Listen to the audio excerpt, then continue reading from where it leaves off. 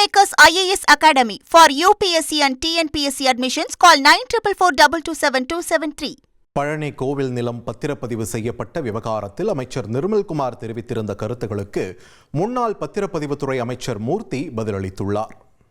கோயில்கள் இடத்தை பதிவே செய்ய முடியாது.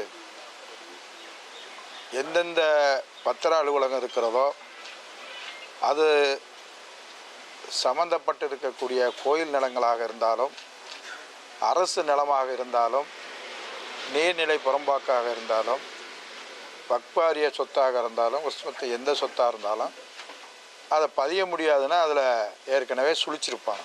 இன்றைக்கி பதியணும் ஒரு சொத்துன்னா முத நாளே அதுக்கான டோக்கனை போட்டிருப்பாங்க.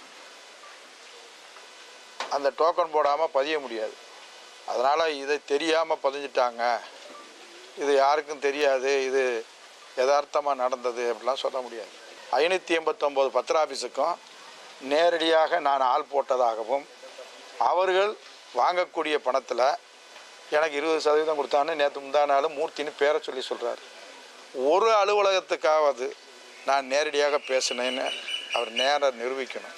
இது 2-3 முறை இந்த மாதிரி இந்த அமைச்சர் சொல்லிட்டு இருக்கிறாரு. இன்றைக்கு உங்கள் வாயிலாக அவர் சொல்லியிருப்பதற்கு திமுக நீங்கள் இந்த அவருக்கு மொத்தம் 589 அலுவலகம் இருக்கிறது. எந்த அலுவலகத்தில் 580 அலுவலகத்திலையும் மூர்த்தி ஆள் போட்டு அவங்க கொடுக்குறதெல்லாம் கட்டிங் கொடுத்துருக்காருன்னு சொல்லணும்.